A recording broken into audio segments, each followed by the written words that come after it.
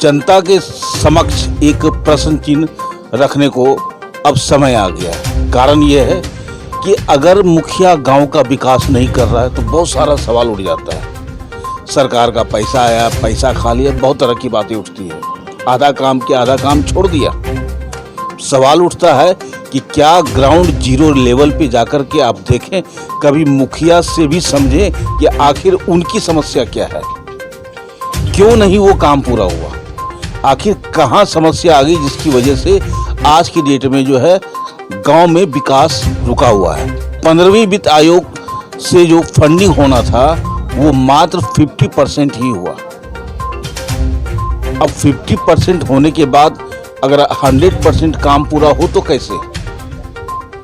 हमारे बीच में है खरनी के मुखिया प्रतिनिधि जी, जरा इनसे पहले पूरा परिचय लेते हैं और जानते हैं कि इनकी समस्या क्या क्या है और इसके आगे का इनका पहल क्या होगा। तो मुखिया जी, सबसे पहले प्रतिनिधि जी अपना पहले परिचय दीजिए। सभी को जोहार, प्रणाम, आदाब, सत श्री अकाल। मेरा नाम मनोज कुमार हाड़ी है। मैं ग्राम पंचायत खरनी के मुखिया प्रतिनिधि हूं और अभी वर्तमान में त्रिस्तरीय पंचायत प्रतिनिधि संघ का निर्माण गठन किया गया है धनबाद जिला में, उसका मैं कैशियर हूँ। और आपका जो सवाल है और आप हम मुखियाओं के पास हमारे दर्द को जानने के लिए आए, इसके लिए मैं तहे दिल से आपके चैनल का और आप सबको, आपके साथियों को, सभी को मैं दिल से धन्यवाद और आभार व्यक्त करता हूँ। क्योंकि बहुत कम ऐसे लोग हैं जो हमारे दर्द को सुनना चाहते हैं। अभी तो लोग सिर्फ माने व्यंग ही करते हैं, दोषारोपण ही करते हैं कि नहीं इनके द्वारा काम सही से नहीं किया गया, ये सारे फंड आते हैं, ये लोग खा जाते हैं, तो ये करते हैं वगैरह वगैरह, बहुत तरह का सवाल आते हैं।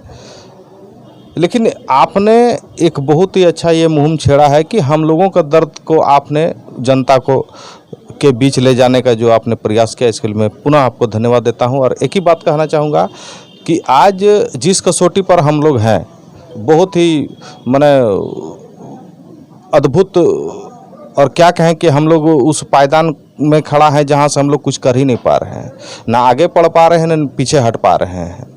क्योंकि जनता का विश्वास लेकर के हम लोग यहाँ तक आए हैं, उनका आशीर्वाद प्राप्त हुआ है तभी हम यहाँ तक पहुँचे हैं और इस पद पर उन्होंने पहुँचाया है बहुत विश्वास के साथ। लेकिन अभी हम लोग वर्तमान में उनके विश्वास पर खरे नहीं उतर पा रहे हैं। कारण यही है कि हमारे पास करीब साल भर से ना कोई फंड है, ना किसी तरह का और सहयोग हम लोग को बाहर से मिलता है। आज देखिएगा कि 15 फाइनेंस, अब ये लास्ट ईयर हो चुका है, अब 16 फाइनेंस शुरू होने वाला है, लेकिन अभी तक 15 फाइनेंस का ही पैसा हम लोग को नहीं मिला है। जो बकाया चल रहा है वो राशि अभी तक पंचायतों में नहीं आया, जिसके कारण हम लोग विकास अधूरा पड़ा हुआ है, विकास हम लोग कर नहीं पा रहे हैं। तरह तरह के सवाल हमसे पूछा जा रहा है। गांव घर के लोग तो हमसे नहीं मतलब है, उस लोग को ना सांसद से मतलब है, ना विधायक से मतलब है, ना मुख्यमंत्री कौन है, ना प्रधानमंत्री, उन लोग को कोई लेना देना नहीं है। वो लोग जानना भी पसंद नहीं करते हैं। उन लोग को सिर्फ और सिर्फ मुखिया मीन्स विश्वास। मुखिया कोई पद नहीं है, मुखिया मीन्स विश्वास। और वो सीधे सवाल हम पर करते हैं।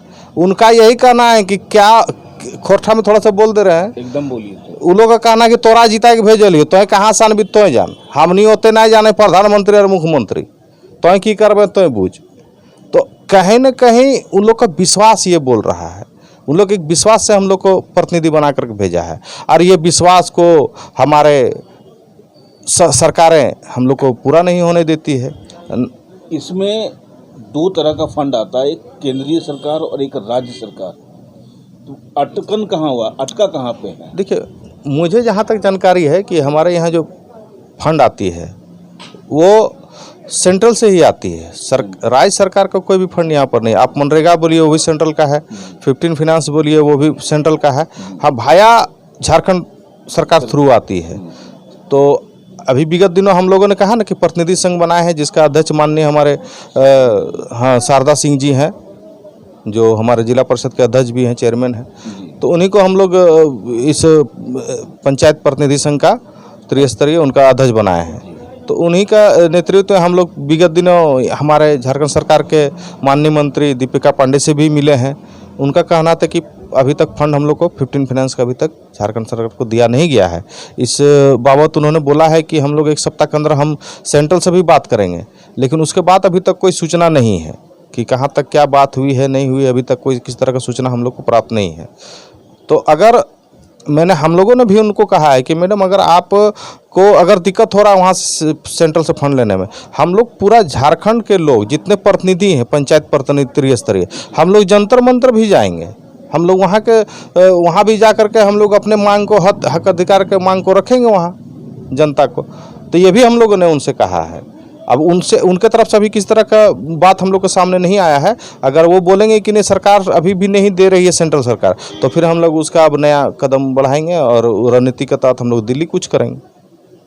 क्योंकि शारदा मैडम से जब मुलाकात हुई तो उन्होंने कहा कि हम पूरे धनबाद जिले में जितने भी मुखिया हैं सबको एकजुट करने का प्रयास कर रहे हैं और सबको साथ में लेके पहले रांची जाएंगे। वहाँ के बाद अगर बात नहीं बनती है तब हम केंद्र की ओर कुछ करेंगे। तो इसमें क्या आप लोग जितने भी धनबाद की मुखिया हैं, क्या आप लोग सहमति जता रहे हैं क्या? सभी मुखिया, सभी पंचायत समिति सदस्य, सभी जिला परिषद सदस्य, सभी वार्ड सदस्य, ये हमने कहा ना कि त्रिस्तरीय माने प्रतिनिधि सभी लोग उनका सहयोग में है, साथ में है। और एक आवाज़ बन करके हम लोग चाहे रांची हो चाहे दिल्ली हो उनके साथ जाने के लिए तैयार है। चलिए, बहुत बहुत धन्यवाद आपका। तो आपने देखा कि मुखिया का दर्द क्या होता है और किस वजह से मुखिया आज के डेट में परेशान है कि जिन्होंने उन्हें चुन के भेजा, गांव वालों ने चुन के भेजा है, अब उनके विश्वास पे भी कहीं ना कहीं ग्रहण लग रहा है। अब मुखिया धीरे धीरे एकजुट होते जा रहे हैं, वार्ड पार्षद से लेकर सारे लोग, और अब जो है एक ये आंदोलन का रूप लिया जा रहा है कि नहीं, ये जो फंड है जो रोका गया है ये आना ही चाहिए ताकि गांव का विकास हो सके। क्योंकि जब तक गांव का विकास नहीं होगा तब तक ना शहर का और ना ही देश का विकास हो सकता है। आप देख रहे हैं सब पर नज़र। धन्यवाद। आप देख रहे हैं सब पर नज़र। धन्यवाद।